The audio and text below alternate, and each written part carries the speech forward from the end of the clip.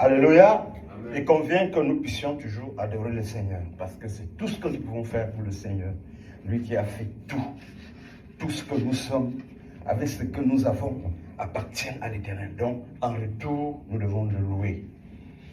I have given up all for Jesus. This world is known to me. All his pleasures are forgotten in remembering Calvary. Though my friend despair forsake me, and on me the world look cold. I've a friend that will stand by me when the pearly gate unfold. Last month will soon be warning, and its evening bell be tolled. But my heart will know no sadness when the pearly gate unfold. When the voice of Jesus call me, and the angel whisper low, I will lean upon my Savior through the valley as I go. I will claim his precious promise. Woe to me, the world of gold. Fear no evil, I will be with thee when the pearly gate unfold. Last month will soon be warning, and its evening bells be tolled. But my heart will know no sadness when the pearly gate unfold. Just beyond the wave of Jordan, just beyond each hour in time, bloomed the tree of life immortal, and the living waters glad. In that happy land of spirit, and the store of bliss untold, and the angels are waiting when the pearly gate unfold. Last month will soon be warning, and its evening bell be tolled. But man will know no sadness when the pearly gate unfold. Amen. Ce chant est en train de dire quand les portes du ciel seront ouvertes. Amen. Il n'y aura plus de tristesse. Alléluia. Mais il faudrait que nous puissions apprendre, parce que le Seigneur nous en a beaucoup parlé, pour le ciel. Donc, il existe une vie après notre existence ici sur la terre. Et cette vie est une vie sans fin. On dit la vie, une vie, je veux dire une vie, une existence. Parce que ça sera dans le positif, c'est-à-dire la vie, être heureux, être joyeux avec le Seigneur comme on vient de chanter ici, ou bien alors dans la honte et le l'opprobre éternel comme nous avons lu dernièrement dans Daniel chapitre 12, et qui est aussi écrit dans Apocalypse chapitre 14 à partir du verset 9 à 12, et également dans Ésaïe chapitre 66. Donc il y aura les temps où les gens seront dans l'opprobre ou la honte éternelle. Hein? Aussi, il y aura les gens qui seront dans la félicité et la joie éternelle. Et c'est pour cela que le Seigneur Jésus est venu, afin que les enfants de Dieu puissent être éclairés pour aller, n'est-ce pas, dans la félicité éternelle. Amen. Nous avons besoin d'aller dans cette félicité éternelle. D'où la prédication de l'évangile. Amen. D'où l'appel à la repentance. Alléluia. On a besoin d'aller là-bas. Quelqu'un va me dire, c'est pas vrai. qui allait voir et venir. Moi, si te le dis, si moi je dis que j'étais allé là-bas jusqu'à revenir, tu vas croire. Parce que j'étais tellement malade. Où un grand pasteur est venu me rendre visite, m'a donné encore les papiers de repentance. On appelait papa quoi? Il m'a donné des papiers pour que je lise, au cas où. Hein? Je sois de l'autre côté, hein? Il faut que je sois au moins du bon côté. Amen. Et j'ai commencé à lire. Moi aussi, à l'époque, on a des petites radiocassettes. J'avais enregistré des cantiques et des messages que j'écoutais pendant que j'étais gravement malade. Et puis, il y a eu une vision.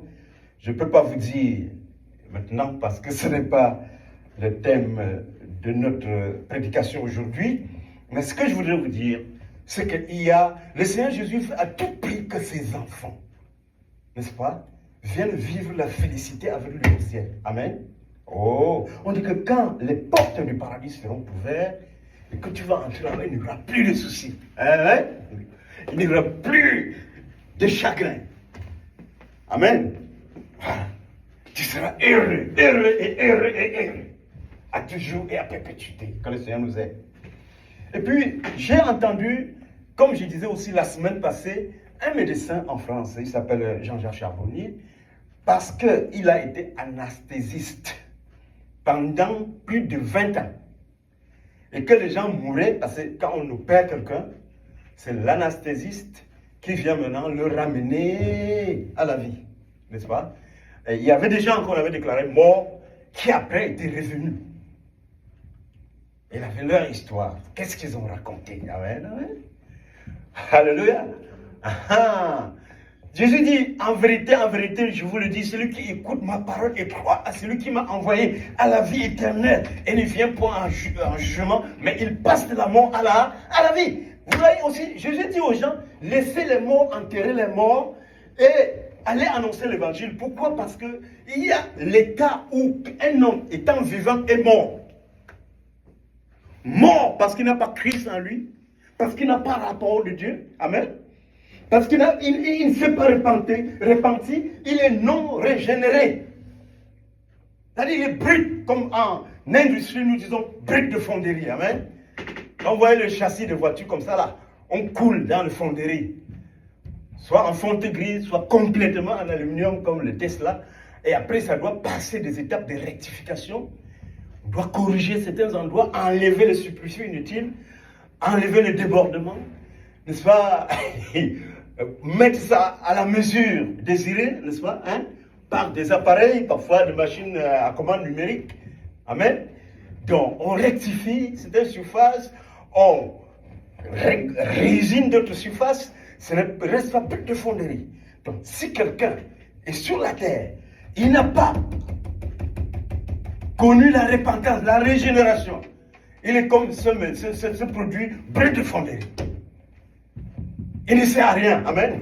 C'est pourquoi Jésus dit, laisse les morts, enterrer les morts, parce que lui, il est brut de fonderie, brut de naissance, avec toutes les infections de flux défendus, avec toutes les influences des esprits impurs, n'est-ce pas, hein, de génération en génération.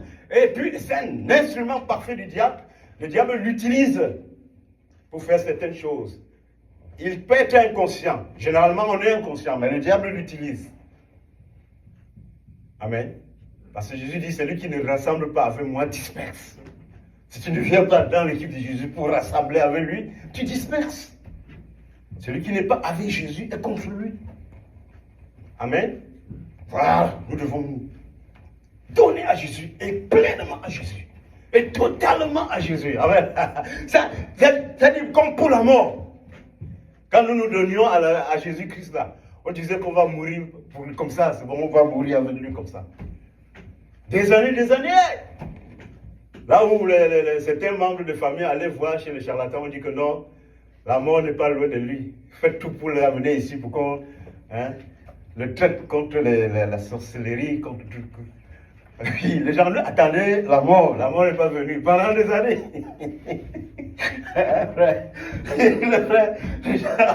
Les gens attendaient la mort qui vient. Et un cousin m'a bien raconté que quand on les a amenés chez le charlatan ou bien le féticheur une fois, avant, il commençait à utiliser mon nom pour faire ma part, parce que je refuse de venir. Finalement, ils ont dit, bon, si le diable veut prendre, qu'il prenne Samuel. Il ne comprend rien. Samuel est toujours là, alléluia.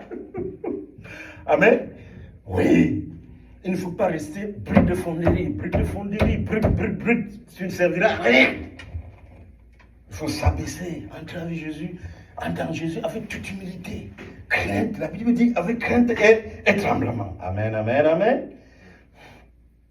Mais on ne peut pas vivre dans ce monde n'importe comment. Parce que le monde lui-même, selon 1 Jean chapitre 5, verset 17-18, est, n'est-ce pas, sous l'emprise du mal. C'est-à-dire, beaucoup de choses sont faites normalement pour que les gens ne font que descendre en enfer à la fin de leur vie. Tout ce qui se passe pour qu'en fin de ta vie, tu descendes en enfer. Donc si tu ne viens pas à Jésus-Christ pour ta régénération, pour être éclairé, pour marcher dans la lumière de Jésus, ça ne sera pas bon. La fin ne sera pas bonne. Puisqu'il dit aussi que votre lumière luise ainsi parmi les hommes, afin qu'ils voient vos bonnes œuvres et glorifient votre Père qui est dans les cieux. Amen.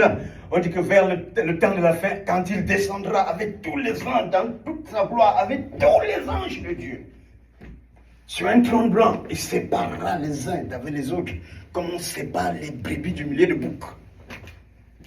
Il dira à ceux qui seront à sa droite, entrez dans le royaume de votre Père, qui est préparé pour vous. À ceux de gauche, il dira, et allez dans le feu éternel préparé pour vous et votre Père le diable. Amen. Et Jésus dit également dans Apocalypse chapitre 22, je reviens bientôt pour remettre à chacun selon ses œuvres. Que celui qui est saint se sanctifie davantage. Amen. Celui qui est pur se purifie davantage. Que celui qui est souillé se souille davantage. Jésus ne prie personne. Amen. Oui, Jésus ne prie personne. Et si nous rentrons dans les Écritures, je pensais qu'on allait lire beaucoup, mais je ne pense pas qu'on aura le temps de lire tous les points, mais je vais m'efforcer à réciter certains versets ici. Donc, si nous regardons dans Jean chapitre 8, Jean chapitre 8, verset 47, nous allons écouter quelque chose là-bas.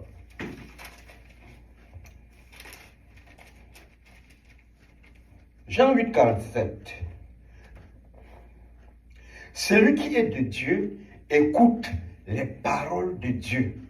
C'est pourquoi vous ne les écoutez pas, parce que vous n'êtes point de Dieu. Amen. Ici, la Bible nous apprend que c'est le Seigneur Jésus d'ailleurs qui le parle, que celui qui est de Dieu, quand on donne la parole de vérité comme ça, là, la personne reçoit la parole de vérité. Mais celui qui n'est pas de Dieu, il n'accepte pas. Il fait ce qu'il veut. Il disait ça aux descendants d'Abraham, aux petits-enfants d'Israël. Que si vous étiez les enfants de Dieu, d'Abraham, vous ferez les œuvres d'Abraham. Il conclut en disant que si vous voyez dans le monde, on prêche, les gens rejettent la parole de Dieu. Si quelqu'un rejette la parole de Dieu, il n'est pas de Dieu. Celui qui est de Dieu reçoit la vérité de Dieu. Il va dire, oh, j'ai mal fait. Seigneur, aie pitié de moi. Ouais, qui va m'aider? Comme le roi Josia en son temps, quand on est venu lire la Torah, les commandements de Dieu devant lui, il s'est fâché, il a pleuré. Il a mis les haillons, il s'est couché. Il a pleuré, il dit, est-ce que Dieu va encore sauver une personne dans cette nation? Il a demandé que les gens se mettent à jeûner, à prier le Seigneur. Il a commencé à purifier le pays d'Israël, de Juda. Il a purifié Juda. Le temple, il a purifié. Le pays, il a purifié les idoles. Parce qu'il est de Dieu, il reçoit la parole de Dieu. Amen.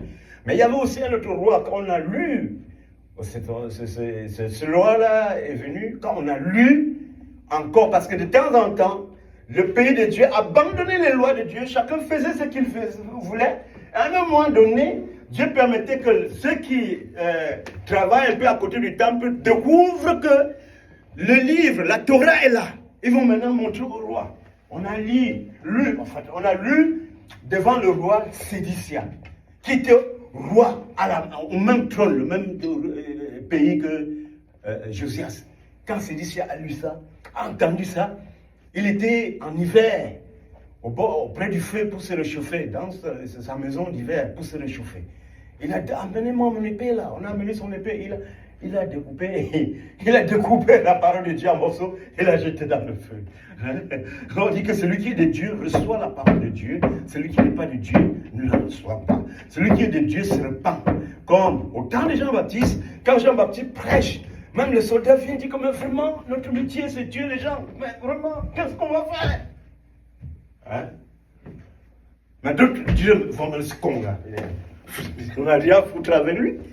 Mais d'autres soldats venaient, Seigneur, qu'est-ce qu'on va faire? Vraiment, vraiment, que devons-nous faire? Jean leur disait, contentez-vous de votre salaire. Ne faites d'extorsion à personne. Voilà, il leur donnait des conseils. Pourquoi? Parce qu'ils ont reçu la parole de Dieu, ça a touché leur cœur. Amen. Celui qui est de Dieu reçoit la parole de Dieu et ça touche son cœur. Dans le temps du roi Achab, c'était un roi qui était aussi un roi dans le pays d'Israël. Et puis il avait une femme qui s'appelait Jézabel. Jézabel, hein, la fille de Babel, d'une idole. Ça signifie fille d'une idole. Hein? Alors, elle avait épousé le roi parce que le roi a épousé la fille d'un pays pareil comme ça. Et puis cette femme dominait sur son mari. Elle dominait sur le roi Achab. Elle dominait d'abord sur le roi et elle dominait sur les affaires du pays. Et il y avait un monsieur qui avait sa plantation, qui était une belle plantation. Et le roi est parti, en passant, il a vu la belle plantation de ce monsieur qu'on l'appelait Nabal. Il a demandé à Nabal qui veut acheter. Il a dit non, moi je ne vends pas mon champ. Il dit non, je ne vends pas. Il est rentré chez lui tout triste, fâché. Jézabel, sa femme, lui dit mais c'est quoi? Il dit comment? Vraiment, j'ai vu le champ de Nabal, ça me plaît, je voulais acheter, il a refusé. Il dit mais tu n'es pas le roi de ce pays et tu ne sais pas ce que tu vas faire. Tu es en train de te lamenter comme ça. Alors voici ce que tu vas faire. Tu vas faire un décret et dire qu'il a maudit Dieu. Il a insulté Dieu. Il est comme ça. Et le prophète est comme ça. Tout le pays sera contre lui. On va le lapider, il va mourir. Et c'est ce qui s'est passé. On a tué un innocent. Elle a conduit le pays dans l'idolâtrie, la perversité, la fornication, la vitesse. Parce qu'elle avait le pouvoir, la notoriété. Elle est influente. Elle est intelligente, mais elle est Jézabel. Elle sert Baal, les Baal. Hein? Elle sert Baal. Anti-Dieu, anti-Seigneur, anti-Saint-Esprit. Amen? Ben oui.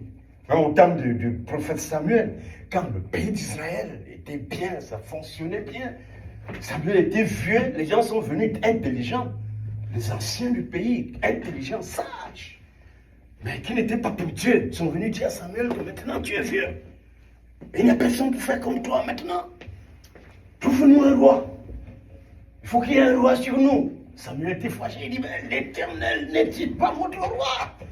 Il dit, non, nous voulons un roi comme... C'est Dieu qui va intervenir pour dire à Samuel, Samuel, ce n'est pas toi qui le rejette, mais c'est moi qui le rejette. Parce que tu les transmets exactement mes paroles. Ils refusent que je règne sur eux. Mais je vais t'envoyer quelqu'un, tu vas leur donner roi au-dessus d'eux. Amen.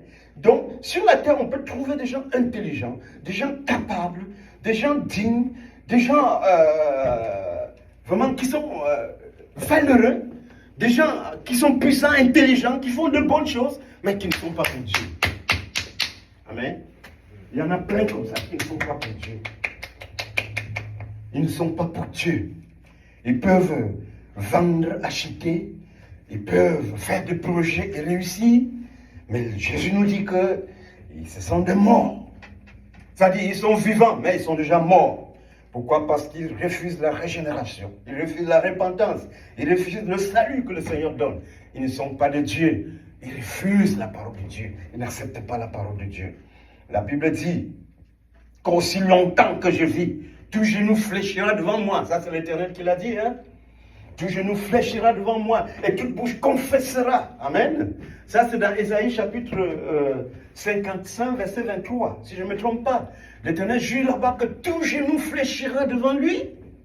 Alors, si quelqu'un ne veut pas fléchir son genou ce matin, ou bien alors aujourd'hui sur la terre, devant l'Éternel pour le glorifier et l'adorer, il va le faire en enfer. Tout le monde doit le faire. Il le fera en enfer. Toute bouche confessera le Seigneur. S'il ne le fait pas aujourd'hui, il va le faire en enfer. Jésus le dit dans Philippiens chapitre 2 et chapitre 5, que Dieu lui a donné un nom qui est au-dessus de tout nom, afin que toute bouche confesse et que tout genou fléchisse devant lui, à la gloire de Dieu le Père. Donc, on ne peut pas être sur la terre et être un je m'en fous. Hein? Comme on dit chez nous au pays, on est un chop d'ail. On dit que là, ce n'est pas bon. Hein? Il dit qu'il veut manger d'abord. Même s'il y a le poison dedans, il mange d'abord. Et il peut mourir après, c'est pas grave. C'est les gens qui disent ça comme ça. Là. Hein? Il dit qu'il s'en fout. Hein? Chop d'ail. Il attend les conséquences après. Non, ce n'est pas comme ça. On marche devant l'Éternel avec crainte. Et il y a même une affaire, tu te poses la question, quelle est la volonté de Dieu dans cette affaire? Comment je peux faire? Donc, cette Jézabel était puissante. Elle a fourvoyé le peuple d'Israël. Elle a fait que les gens adoraient les idoles. Et il y avait un prophète qui était son ennemi juré. Le prophète Élie. Hein? Élie, le grand prophète Élie, elle avait guerre du prophète de l'Éternel. D'ailleurs, elle est représentant des abîmes. Comment elle peut respecter? C'est de bonnes guerres. Elle ne peut pas respecter le prophète de l'Éternel. C'est lui que Dieu a sanctifié et mis pour éclairer les gens. Elle ne peut pas le respecter. C'était l'ennemi juré d'Élie. Elle avait juré qu'elle va tuer Élie. Avec certains gens qui étaient autour d'eux, qui ne savent pas distinguer la droite de la gauche, qui marchaient derrière Achab et derrière lui. Elle voulait tuer Élie, le prophète. Elle avait commis tellement de bêtises. C'est elle qui a commencé à peindre la bouche, peindre les yeux. En Israël. Elle a fourvoyé le peuple de Dieu au point où le prophète, dans 2 Rois chapitre 21, le prophète Élie lui a dit, ainsi dit l'Éternel, les chiens te mangeront. Comment? Les chiens te mangeront.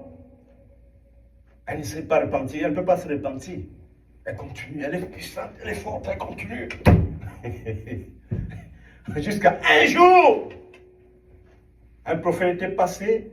Il est monté, il voulait monter au 2e étage, il a vu, parce qu'elle savait que le prophète venait, elle a mis le phare. On appelle ça phare, non? La peinture aux yeux, le truc là. Tracer les yeux, c'est le truc du Satan. Elle a mis le phare, peint la bouche, elle s'est arrangée bien pour que, puisqu'elle séduit beaucoup d'hommes comme ça, pour que le prophète puisse, n'est-ce pas, tomber sur son charme. Hein? Même les enfants, les petites filles testent leur charme sur les gens. Parce qu'ils ont vu leur grande sœur et leur mère faire. Donc, le prophète en passant, il n'a même pas regardé. Il a poussé, il est passé. Après, elle est tombée. Quand elle est tombée, le prophète a entendu qu'elle est tombée. Après, le prophète a demandé comment. C'était quand même une princesse. Faites un sépulcre pour elle. Le prophète avait oublié que l'Éternel avait dit que les chiens le mangeraient. On descend, on trouve que les chiens l'ont mangé, il ne restait que le crâne. La paume, les mains, les doigts. Un pasteur a dit que le chien n'a pas mangé les lèvres parce qu'il y avait la peinture sur ça. Le chien n'a pas mangé les ongles. Ça, c'est un pasteur qui explique la juste sa part là. Que le chien n'a pas mangé les ongles parce qu'il y avait la peinture sur ça là. Mais le chien a tout mangé, tout le reste. Mais Sainte Jézabel était très puissante pendant des très nombreuses années. Des très nombreuses années, elle a commis des gaffes dans le pays d'Israël. Ça, c'est dans 1 Roi chapitre 21. On avait annoncé que le chien le mangera. Dans 2 Rois chapitre 23, à partir du verset 34 à 36, je pense bien, si je ne me trompe pas, c'est là où la scène où le chien le mange se produit. Parce qu'afin que s'accomplisse ce qui avait été annoncé par le Seigneur. Amen. On doit craindre Dieu. Il y a beaucoup de choses que Dieu regarde. Il ne réagit pas. L'ascension se prépare. Il y a beaucoup de choses qui se passent. Dieu regarde, il ne réagit pas. Mais une sanction correspondante arrive. Souvent, il attend. Il dit que ses péchés ne sont pas arrivés à son comble. Il doit augmenter le nombre de péchés. Il doit augmenter le nombre de ses péchés. Comme les Amorites, comme les fils du prêtre Élie. Ils ont fait des bêtises au temple. L'Éternel a regardé comme ça. Ils ont fait des bêtises. Ils ne pensent pas au Tout-Puissant quand ils agissent. Ils ont fait des abominations au temple. Le Seigneur a décidé qu'ils vont mourir. Ils méritaient la mort. Le Seigneur a décidé qu'ils meurent. Et il a parlé au tout petit Samuel. Son père lui a dit, mais Samuel, le père a dit, Samuel, qu'est-ce que l'Éternel t'a dit? Samuel, le petit Samuel, a tout raconté à le père. Que le Seigneur m'a dit que les deux enfants là, les grands là, ils vont mourir le même jour. Et on va arracher l'arche de l'Éternel. Parce que. Comme disait un autre pasteur, le péché doit être puni. Jésus pardonne le péché. Si tu ne veux pas que Jésus pardonne le péché, tu seras puni. Amen. Oui. Si Jésus pardonne tes péchés, tu continues à pécher, c'est que tu cherches la punition. Amen. L'apôtre Paul dit que je prêche, je tiens mon corps en bride. C'est-à-dire, je maintiens mon corps dans la souffrance. J'assujettis mon corps de peur qu'ayant prêché aux autres, moi-même je ne sois rejeté à la fin. Amen. Chacun doit trembler, travailler avec crainte et tremblement devant l'Éternel le Tout-Puissant. Dans Luc 17:1, il est écrit, il est impossible qu'il n'arrive pas des occasions de chute. Mais le Seigneur ajoute, malheur à celui par qui cela arrive. Matthieu 26:24, le Fils de l'homme s'en va comme il est écrit de lui. Mais malheur à celui par qui il est livré. Il aurait valu même mieux qu'il n'insista pas. Le tout n'est pas de venir sur la terre, de profiter. Les gens veulent profiter. Jouir de la vie. Jouir de la vie. Est-ce que Élie, le plus grand serviteur de Dieu, il jouissait de cette vie-là? Qu'en est-il de tien? Qu'en est-il de Paul? Qu'en est-il de Pierre? Qu'en est-il de Jacques? Jean apôtre, il jouissait de cette vie pour voir l'Apocalypse là. On l'a attrapé parce qu'il prêche. On l'a attrapé pour aller jeter dans une île sauvage, où il y avait des animaux sauvages. On savait qu'il va mourir là-bas. On va le dévorer, les animaux vont le dévorer là-bas. C'est en ce moment, un jour de la prière, le ciel s'est ouvert. Il a vu la révélation de l'Apocalypse. Et l'apôtre Paul nous précise que c'est par beaucoup de tribulations que le chrétien doit passer pour entrer dans le royaume des cieux. Et nous exhorte dans 2 Timothée, porte donc ta part de souffrance comme un bon soldat de Jésus-Christ. Les gens ont entendu partout que Dieu est bon, il pardonne toujours. Tu vas, tu pêches, tu reviens, il pardonne et repardonne, tu continues, il pardonne. Non, ce n'est pas comme ça. Dieu n'est pas comme ça. Dieu est papa, il est compatissant. Mais quand tu débordes une limite, il n'est plus là. Cela est arrivé avec Saül, celui qui était roi avant David. Même Jésus en parle. Quand nous lisons dans Matthieu chapitre 23, qu'est-ce que Jésus dit là-bas? Voici, je vous envoie des prophètes, je vous envoie des enseignants, des évangélistes. Vous les chasserez de vos églises. Vous les persécuterez. Il sait, avant d'envoyer un jeune pour te parler que, hey, le Seigneur a dit que, il sait que les gens ne vont pas l'accepter. Les gens vont s'élever contre lui, comme il a dit que c'est ainsi qu'on a fait aux prophètes qui ont été envers vous. Les gens vont s'élever contre lui, il envoie. En sachant qu'on va le faire, ça. Ça, c'est le bon Jésus. Il faut que nous comprenions bien ça. Alors, quand quelqu'un ne veut pas suivre les chemins, surtout quand il y a, par exemple, le christianisme qui ne veut pas suivre le Seigneur, qui devient ennemi du Seigneur, instrument du diable. l'Éternel va vous envoyer des choses. Et la raison est que quoi? Il explique. Il dit que quand vous allez les chasser, ça va faire en sorte que tous les péchés qui ont été commis depuis Abel le juste, depuis la mort d'Abel le juste, jusqu'à Zacharie qu'on a tué entre l'autel et le temple, vont peser sur vous. Ça devient quoi maintenant? Un piège. Ça c'est le bon Jésus. Un piège. Un piège. Jésus ne supplie pas les gens. Malheur à vous, scribes et pharisiens hypocrites. Voici, je vous envoie des prophètes. Vous les chasserez de vos églises. Vous les persécuterez. Afin que retombent sur vous tous les péchés qui ont été commis depuis la mort d'Abel le juste jusqu'à la mort de Zacharie qu'on a assassiné entre le temple et l'autel. Parce qu'il est fâché. Bon, comme tu ne comprends rien, continue. Comme l'Écriture dit par ailleurs, à ceux qui s'égarent, Dieu leur recommande l'esprit d'égarement. On te conseille, on prend la Bible, on dit voici ça, c'est comme ça, c'est le Seigneur qui a dit. Tu fais seulement le contraire. Non, il ne faut pas faire le contraire. Il ne faut pas que ça pousse la ligne rouge. Il ne faut pas traverser la ligne rouge comme disent les politiciens. Et que si tel pays traverse la ligne rouge, nous avons l'option militaire sur la table. Il ne faut pas traverser la ligne rouge du Seigneur. Quand tu traverses la ligne rouge du Seigneur, il t'abandonne. Parfois, d'autres personnes elles ne se repentent pas parce que le Seigneur les a abandonnés. Parce que c'est par la grâce de Dieu que nous vivons dans la parole de Dieu. Mais quand tu deviens têtu,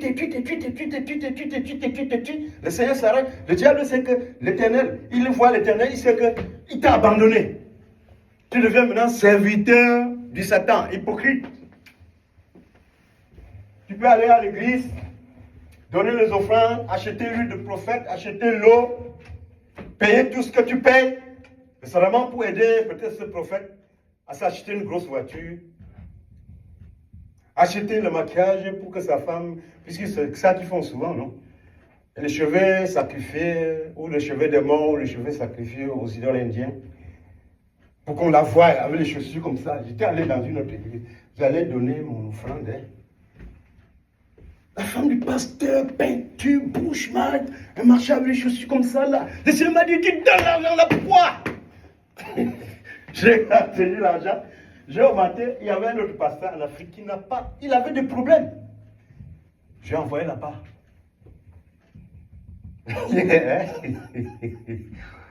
Ouais.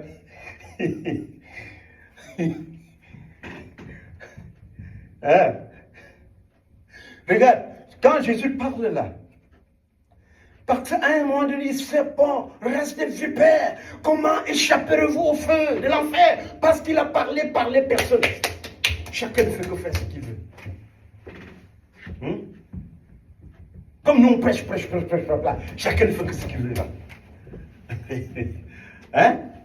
Parce que nous, on veut enlever, n'est-ce pas, les reproches que les gens vont faire à Dieu. Dis que tu m'avais informé, Seigneur, mais tu n'as pas envoyé quelqu'un pour me dire. Non, le Seigneur nous envoie prêcher parce qu'il sait que quelques-uns seulement vont accepter. Mais beaucoup vont refuser. Mais quand ils seront dans le tourment, ils ne pourront pas accuser le Tout-Puissant, tu n'as rien fait. C'est pour cela. Qu'on accepte ou pas, nous prêchons. Amen. Wow. Amen. Vous voyez, quand Jésus parle, c'est pas race de vipères, comment échapperez-vous au feu de la géhenne? Voici, je vous envoie des prophètes, afin que le péché qui a été commis depuis la mort d'Abel le juste, jusqu'à la mort de Zacharie qu'on a tué entre l'autel et le temple, repose sur vous. Ça, c'est une bonne parole. Il n'y a pas une bénédiction, ça. Donc, ceux qui ne veulent pas fonctionner avec Jésus comme il faut, ils vont avoir des problèmes, plus de problèmes. Ici, ça se présente comme une rancune. Et ce n'est pas nouveau. Si nous lisons dans Ésaïe 46, versets 6 à 7, la Bible dit, afin que vous sachiez que du levant au couchant, je suis Dieu. C'est l'Éternel qui parle. Il n'y en a point d'autre que moi. Je fais la prospérité, je fais la misère. Amen. Alors on dit que le diable, vraiment le diable méchant, il a frappé. Le diable ne fait rien si l'Éternel ne lui débat. Bon, va faire quand même. Mais le Seigneur dit qu'avec toute cette tribulation, il nous donne le moyen de nous en sortir. Il dit, je crée la prospérité et je crée l'adversité. Ça, c'est Ésaïe 45, verset 6. Dans Amos chapitre 3, verset 6, il dit, existe-t-il un mal quelque part que l'Éternel ne l'a pas ordonné?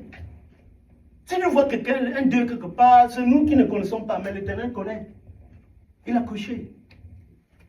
Un accident, nous ne connaissons pas, mais lui connaît, il a couché.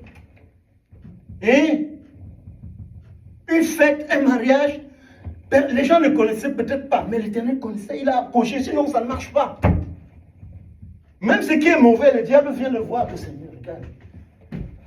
Je veux faire comme ça. Permets-moi, laisse-moi faire ça. Hein? Parce que le diable n'est pas tout puissant. C'est quand le Seigneur dit, ok, va essayer, il va faire. Et ceux qui sont agréables à Dieu, Dieu les maintient dans l'intégrité.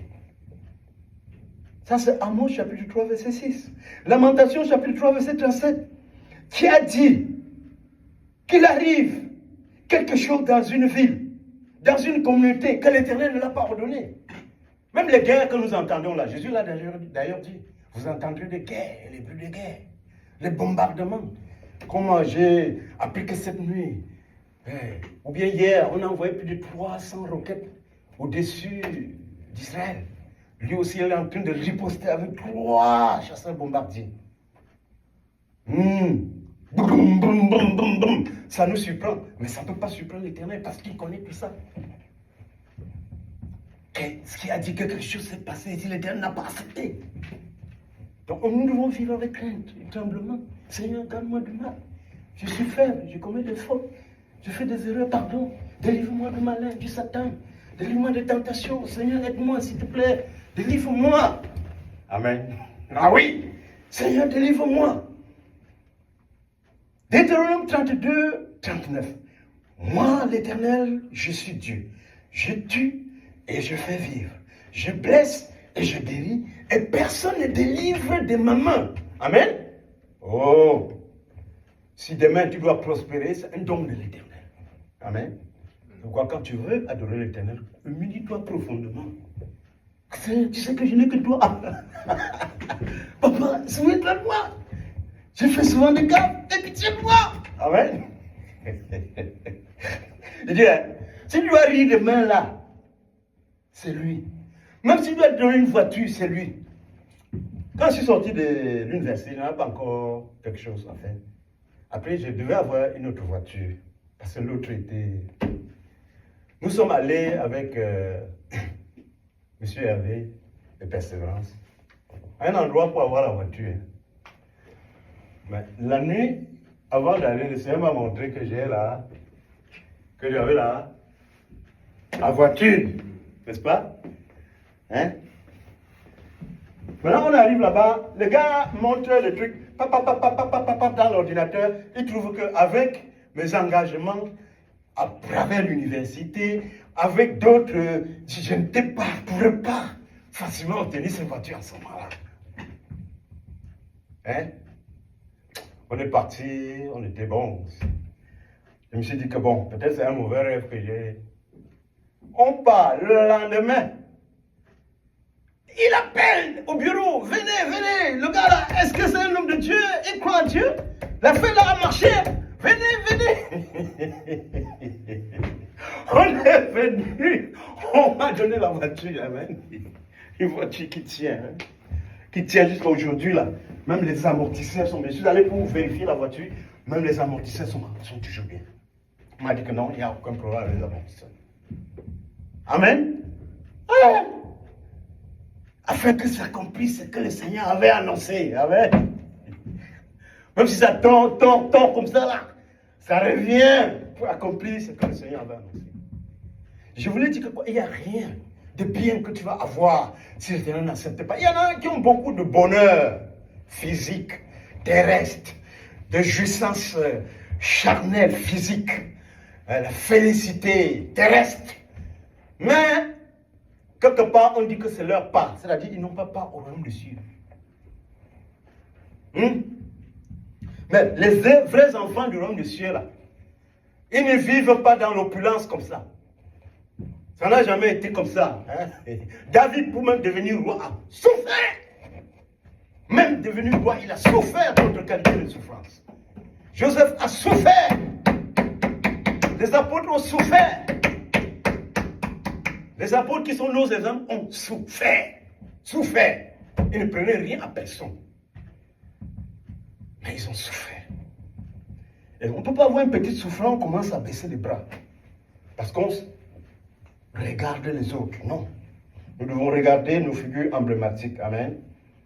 Que votre lumière brille ainsi parmi les hommes, afin qu'ils voient vos bonnes œuvres et glorifient votre Père qui est dans les cieux. Ça, c'est Matthieu chapitre 5, verset 16. Et c'est que vous voulez que les hommes vous fassent. Faites-les alors de même à eux. Amen. C'est notre prière. Aide-nous, Seigneur. Comme un chant que nous chantons souvent. I want to be holy. I want to be holy. I want to be holy, oh Lord. In the morning, in the night, anytime you may come. Make me holy, oh Lord. Je vais être saint, amen. Je vais être saint. Je vais être saint, Seigneur. En tout temps, tu peux revenir, le matin comme le soir. Garde-moi saint, Seigneur. Garde-moi saint, amen. Garde-moi saint. Garde-moi saint, Seigneur. En tout temps, tu peux revenir, le matin comme le soir. Garde-moi saint, Seigneur. Rien n'est possible devant Dieu. Et il a dit, tout ce que vous demanderez à mon nom, je vous le donnerai. Amen. Il dit qu'à celui qui a, on ajoutera. Tu demandes comme ça, ah, tu m'as demandé ceci, je lui donne ça et je lui ajoute ceci. C'est comme ça que Dieu fait, parce qu'il est gentil et bon. Amen. Et Matthieu chapitre 24, verset 12 à 14. Parce que l'iniquité prévaudra, l'amour de plusieurs personnes se refroidira. Mais celui qui persévérera jusqu'à la fin sera sauvé. Et cette bonne nouvelle, ça c'est le verset 24, du royaume des cieux sera prêchée sur toute la terre habitée des hommes pour rendre témoignage en mon nom. Et alors viendra la fin. Amen. Il y a la fin. Hein? La fin viendra. Alléluia. Beaucoup de gens ne croient pas à la fin. Oh, regarde. J'ai parlé de Jean-Jacques Charbonnet au départ. Ceux qui ont eu l'expérience de mort clinique, que ce soit les croyants ou les non-croyants, ils disent qu'ils sortent de leur corps physique. Amen. C'est-à-dire que quand tu te vois sortir de ton corps, tu te vois, moi ça m'est déjà arrivé. Tu te vois comme ça, tu te tournes, tu vois partout, tu te vois. Hein? Mais ce corps dans lequel la personne qui est là maintenant, là, traverse le mur. Par exemple, amen. Alors, quand il voit quelqu'un en route, il veut saluer, la personne ne le voit pas, la personne ne le comprend pas, il traverse la personne. Ça arrivait à un frère en Afrique, parce qu'il avait fait l'accident. Hein? Il a fait l'accident, il était dans la cabine, et un tournevis a percé son cou. La voiture est tombée dans l'eau sur un pont. Quand on l'a enlevé, son âme était sortie de lui, comme il raconte. Amen. Et les gens sont venus dans le village, partout à côté. Mio, à leur patois. Il dit que, est-ce que vous me voyez? Parce qu'il voit les gens ne le voient pas. Il trouve les gens, il passe, il veut saluer quelqu'un, on le voit, comme il ne voit pas, il le voit. Il ne voit pas, il dit, est-ce que vous me voyez? Est-ce que vous me voyez? On dit, personne ne répond. Et puis on a porté son corps, on a mis derrière la pick-up, parce que c'est une pick-up qui est venue le chercher. Le médecin est venu, on l'a amené à l'hôpital. Il dit que lui aussi, comme personne ne parlait avec lui, comme personne ne l'écoutait, personne ne parlait avec lui, il a suivi, il est entré dans la voiture, il est resté à côté de son cadavre. Jusqu'à on l'a amené à l'hôpital, hein, parce que c'est à l'hôpital qu'il s'est réveillé après. Et comme ils étaient à deux, parce que lui est chrétien, il accompagnait un sous-préfet qui lui avait dit amène-moi, on a réunion. Il avait plu. Arrivé sur ce pont, ça glisse, ils sont tombés dans l'eau. Il dit que comme ils étaient sortis d'eux-mêmes, Le sous-préfet crie, ouais, c'est la mort qui nous a pris. Comment je vais faire? Et l'argent que j'ai gardé, ma femme ne connaît même pas là où j'ai gardé l'argent. Seigneur, fais-moi revenir. Il n'y a pas moyen. Mes frères vont tuer ma femme. Seigneur, fais-moi revenir, fais-moi revenir. Il dit que pendant qu'ils étaient avec ce monsieur, il a entendu un bruit du sous-sol. Le sol s'est ouvert comme ça. Il a vu des démons, il l'a arraché. Il descendait en criant jusqu'au fin fond. Et lui, il avait peur, il attendait son tour. Mais arrivé à l'hôpital, il est ressuscité. D'ailleurs, arrivé à l'hôpital, il n'a pas juste ressuscité, le Seigneur l'a ramené vers le ciel. Amen. Il y a aussi une petite fille qui s'appelle Naïri Gomis Otu, en Colombie, à 11 ans. Le Seigneur la voyait dans l'au-delà, avec lui, pour voir des choses. Pour voir des choses. Elle dit que j'aimais Telenovelas. Si je te montre la vidéo, tu vas l'écouter. Une petite fille, elle explique qu'arrivé là-bas, en enfer, le Seigneur l'a laissé au démon. Le démon dit comme ça, toi tu aimes toujours porter les boucles, viens. On a un bon boucle pour toi, on a pris un gros morceau de fer, on a mis son oreille sur la pierre, on a frappé ça pour faire un gros trou. Il y a un boucle qui allait jusqu'à son genou, qui faisait trop mal.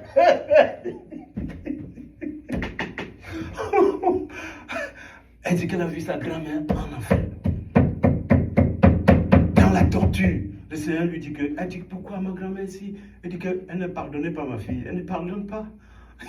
Elle ne pardonne pas, elle ne pardonne pas les gens. C'est pourquoi aussi elle vient là, parce qu'elle ne pardonne pas. Elle a vu le fils de son oncle aussi là. Elle a vu plein de gens là-bas. Elle est rentrée maintenant alors pour expliquer aux gens.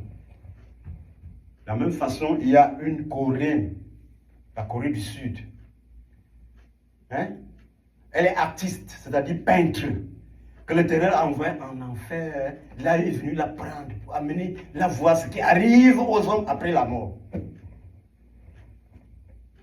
Les gens qui se prostituent là, l'adultère là, ton amant là va devenir plutôt le serpent.